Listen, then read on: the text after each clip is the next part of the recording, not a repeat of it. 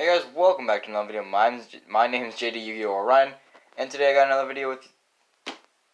Man, 3 months really do kill you. 3 weeks do really kill you. Anyway, welcome back to another video. My name is JD Yu-Gi-Oh! Orion, and today I got another deck profile today featuring Nekroz. Now, if you've never really heard of Nekroz, you're not really the first. It's a really interestingly old deck that got hit really hard on a ban list. And no one's really heard about it until like now because they just came off the ban list. And they're very powerful.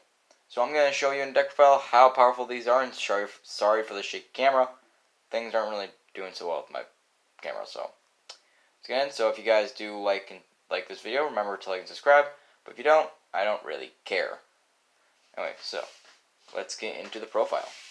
So we're going to be playing 3 Nekroz of Brionac. All Nekroz monsters have an interesting ability where they can discard themselves to activate an effect, or they have an on-field effect. For example, Brio's discard effect is to add any Nekroz monster from your deck to your hand, so this is honestly the best Nekroz monster in your deck, because this can basically fetch any card in your deck once we get to another monster.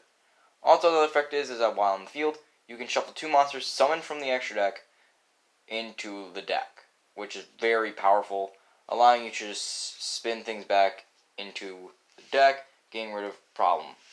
And I don't believe targets, never mind targets. Also, Brionac's restriction is he cannot be used as material with another Brio. So you can't ritual summon a Brio using a Brio, which really won't matter, but if you ever run in that situation, you can't do it. Anyway, next we got 3 Nekroz of Velcris. Velcris is honestly, I would say, the best card in your deck. It has a restriction where it can't be ritual summon using a level 8. Also, once per turn, you can tribute 2 monsters from your hand and or field. Well, up to 2 from your hand and or field to draw that many cards. So you tribute 2 monsters from your hand, you draw 2 cards. Tribute 2 monsters from your field, draw 2 cards. Tribute 1 from your hand or field, draw 2 cards. Yada yada yada. Also, the other effect is if your opponent's attacking, you can discard him and banish a Nekroz card in your graveyard to end the battle phase. So it acts like a battle fader, which is very good. So we're playing 3 Velcris, and he's a 2900 beat stick. He gets over a lot of things. Next, double Nekroz of Trishula. Honestly, the scariest card in the deck, except for another monster we'll be showing soon. But anyway, it's a level 9 that can't use level 9s as materials. And its effect is when he's discarded, whenever your opponent would target a card you control, well, a Nekroz monster, you... Nekroz monster or monsters. With a card effect, you can discard this and negate the activation. It doesn't destroy it, keep that in mind. So it won't get rid of it completely, but it discards it. Also, upon summon, it acts like a Trishula and banishing 3, 1 from hand, field, or grave. But how he's worded, you have to do it from all 3 places. You can't just go hand or grave. It has to be through all places. So yeah, we're playing double Trish. Next, 2 Colossus. He can discard himself to add any Nekroz spell card or trap card from your deck to your hand, even though there's no traps. So you can discard him, search a spell. That's why I say with Brio, you can search this and discard this for any ritual spell, so you're able to get to any Nekroz card in your deck. Also, while he's on the field, you can quick effect target a card on the target as special monster from the extra deck, and its effects are negated and attack becomes 0. So this guy can easily get around big monsters. So double Colossus. Next, the scariest card in your deck, Nekroz the Unicorn. You can discard him to add, you can discard him to add any Nekroz card from your grave to your hand, which means you have recurability. But the main reason why you're playing him is because of the on-field effect, which is while he's on the field, you can negate all effects of monsters summoned from the extra deck. So while he's on the field, you're skill draining all extra deck monsters. Very powerful. Honestly, the best card in your deck because you can use Kaleidoscope to send Herald to Arclight, get search, yada yada yada.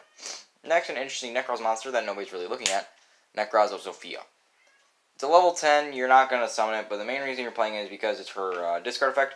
During the player's turn, you can discard this card and a Nekroz ritual spell, and your opponent's basically scythed. They cannot summon from the extra deck, period. They can't summon from the extra deck at all. So this card being a quick effect scythe, not having to set a Sanctum, just discarding this and ritual spell, you can lock out an opponent in a crucial place. Next, 1 incantation Chalice Slime. We're playing Chalice Slime because we're playing the incantations, and this card is a blowout with the ritual spell. I'll be demonstrating combos. So that's it for all of our ritual monsters. Next, triple Zaborg the Mega Monarch. If you don't know what this guy does, it's a mouthful. He's basically level 8 Thunder, Light Thunder, that says you can tribute summon him by using a tribute monster. We don't really care about that. But when he's tribute summoned, you can tribute a tribute a monster, and both players send cards from the extra to the graveyard equal to its level. And if it was a tribute monster, you guys send a light, I'm sorry. And if it was a tribute summon monster, you pick the card sent. So yeah, we're playing 3 Zaborg because we get to rip each other's extra decks to nothing, and we can get a whole bunch of advantage off of that once we get to the extra deck. Next are incantations. I'm playing 2 of everyone except for Bookstone, and I hope we all know what incantation does. So, yeah. Next, 1 Shirt and 1 Dance Princess. Dance Princess says your opponent can't respond to your Nekroz cards, and they can't target your Nekroz cards, which is really stupid. And when she's banished, you can add a Nekroz card that was banished to your hand. And Shirt says he can be used as the entire tribute, and when he's used as ritual material, you could add a warrior type Nekroz. So you could add Trish, Colossus, or Brionac, which is really good. Next, 1 Manju and 1 Senju. A Manju can add a ritual spell or ritual monster. This one can just add a ritual monster. So yeah, we're playing our good searchers. That's it for all of our monsters. Next, we're playing 3 Preparation Rites. Search a level 7 or lower, so we can search Chalice Slime. And we have a ritual spell in our graveyard. We can add it to our hand. Next, our Nekroz ritual spells. 2 Cycle, 2 Kaleidoscope, and 2 Mirror. Cycle allows us to tribute from hand or field by summoning Nekroz monster from our hand or graveyard. Kaleidoscope lets us use our extra deck for 1 monster. And Mirror allows us to banish from our graveyard. They must be the exact level, though, in order to do this. And their other effect is you can banish them from the graveyard and another Nekroz monster while you control no monsters. Add a Nekroz spell, aka your ritual spells. So, 2 of each one. Next, since we're playing level 8s, double trade-in. This can help our brick hands. We can search Velcris with Brionac, discard it to draw 2 cards. Or we can discard dead Zaborg. So, double trade-in. Next, 1 Inception. We use Inception because it's a good ritual spell to discard off Chalice and gives us a lot of advantage. Next, 1 Rhoda. Search our Shirt or Colossus. And double or nothing, because we're playing Utopia Double in this deck, and we can do some crazy OTKs. So that. Next, we're going to be playing Double Renewal of the World. Renewal basically says upon activation we banish a ritual monster from our deck, and we can either send this to the graveyard to activate one of the effects, to either ritual summon it by using a monster from our hand or field, or shuffle a ritual monster in our graveyard and summon it, or we can add that monster to your hand. So, double renewal. Next, let's get to the extra deck. We're playing 3 Elder Entities. We can't summon this. Like most of our extra deck, we don't summon. But with this, we send it off as a board to pop a card on the field. And we send all 3, we pop 3 cards on the field, which is insane. We can also send this off a Kaleidoscope and pop a card. Once it's stuck in Noko, it's another Kaleidoscope target for our Colossus. Triple Herald of the Arclight.